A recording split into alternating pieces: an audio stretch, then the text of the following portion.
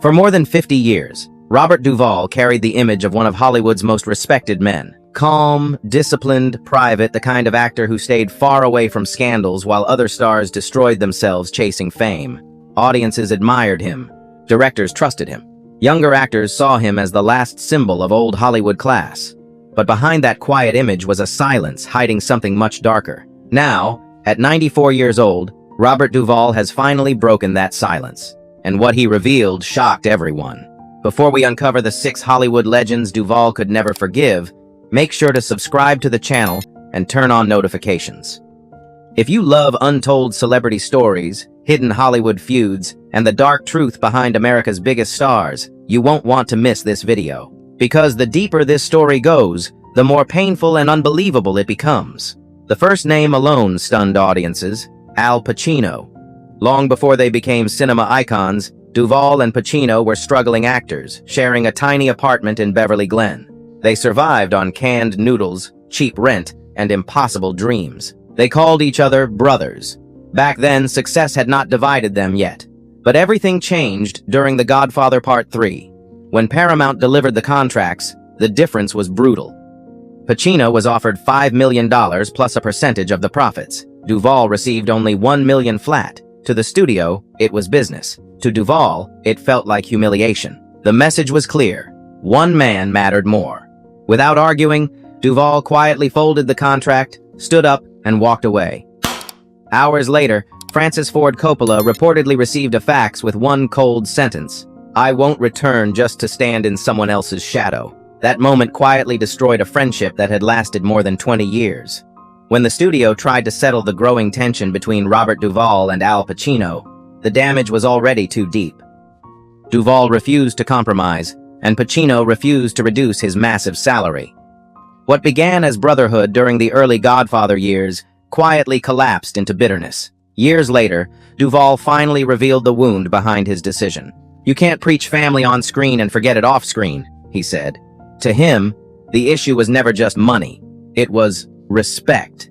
When The Godfather Part 3 premiered without Duvall, critics immediately noticed something missing. The Chicago Tribune famously wrote, "When Duvall left, The Godfather lost its moral compass." Audiences felt it too. Tom Hagen had been the quiet conscience of the Corleone family, and without him, the story felt colder.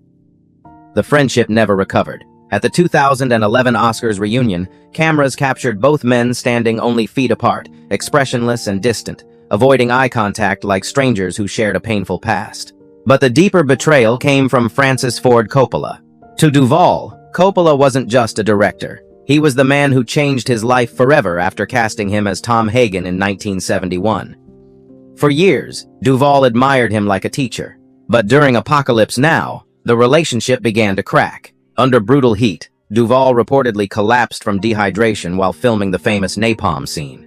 Instead of stopping production, Coppola allegedly stared at him and said coldly, "Do it again."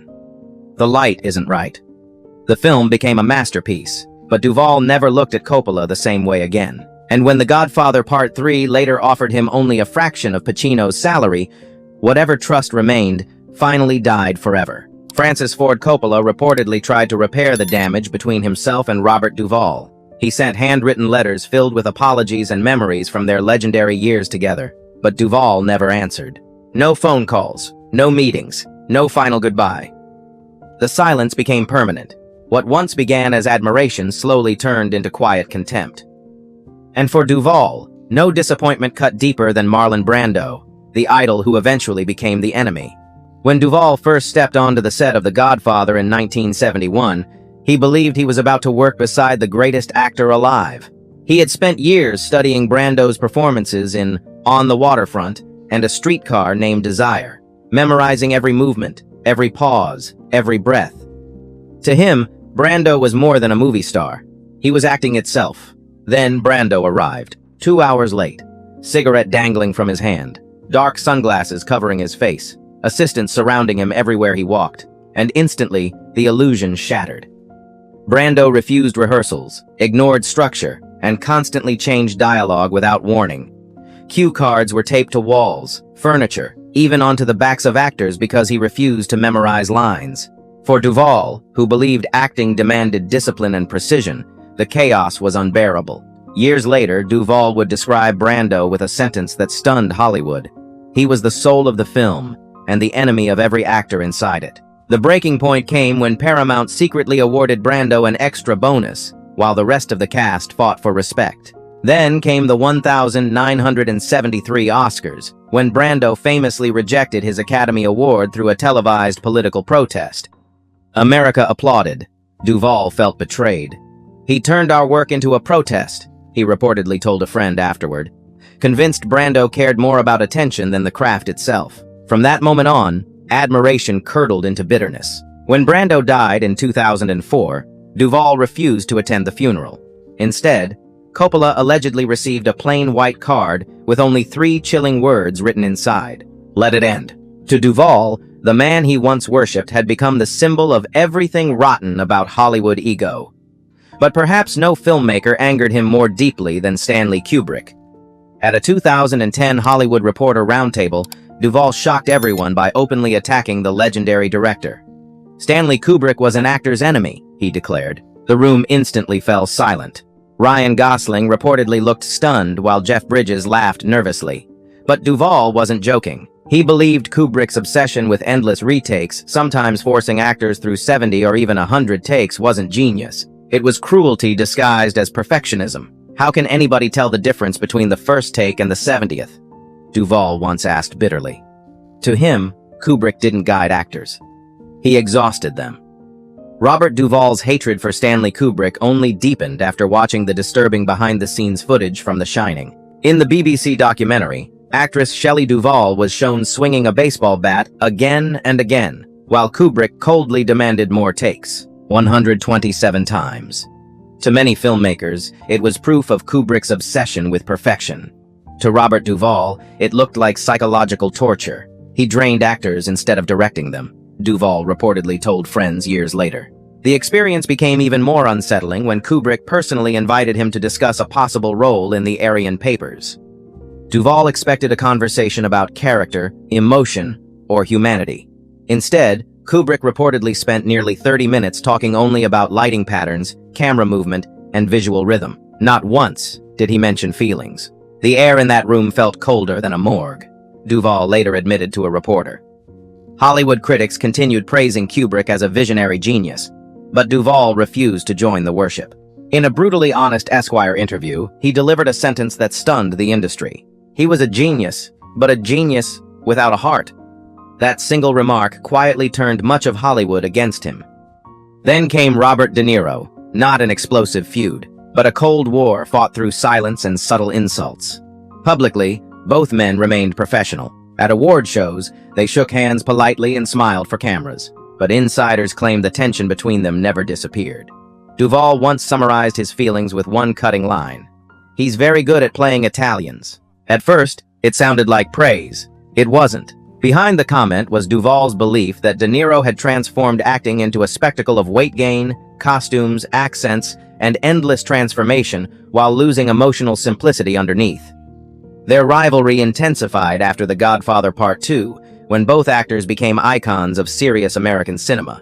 But Duvall believed De Niro's method had gone too far. While De Niro shaved his head for Taxi Driver and gained massive weight for Raging Bull, Duvall built his performances differently through stillness, restraint, and silence. "The work isn't in the weight gain," Duvall once said quietly.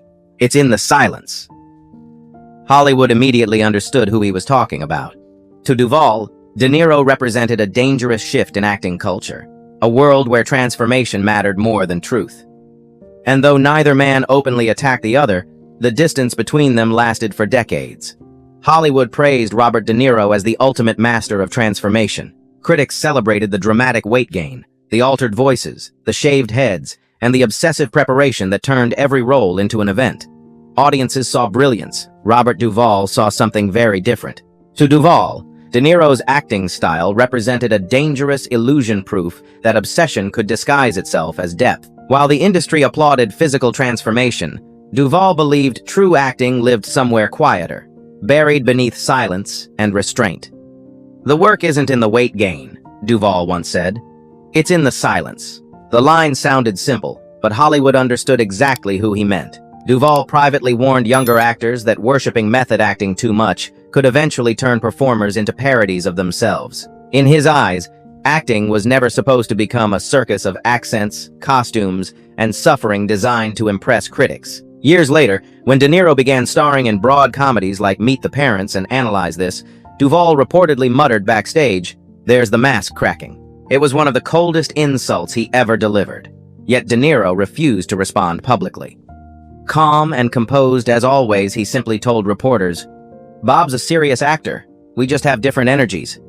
That was the public version. Privately, the two men kept their distance for decades, avoiding each other whenever possible. But the deepest scar on Duvall's blacklist came from an unlikely place: Bruce Beresford. Ironically, the man tied to Robert Duvall's greatest triumph also became one of the people he resented most. The film was Tender Mercies, the quiet 1983 drama that earned Duvall his first and only Academy Award. What audiences saw as a masterpiece was, behind the scenes, a bitter creative war.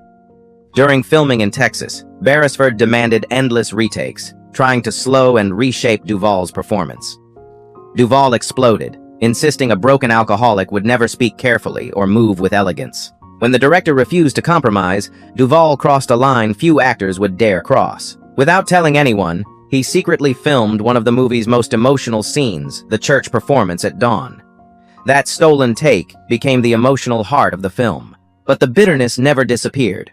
When Tender Mercies won 2 Oscars, including Best Actor for Duvall, the entire theater expected a heartfelt tribute to the director. Instead, Duvall walked to the stage, thanked the writer, praised the crew, and completely ignored Bruce Beresford's name. The room instantly fell silent. The next morning, headlines exploded across Hollywood. Duvall ignores Beresford at the Oscars. The two men never reconciled, and years later, Duvall quietly proved he no longer needed anyone shaping his emotional truth when he wrote and directed The Apostle entirely on his own terms.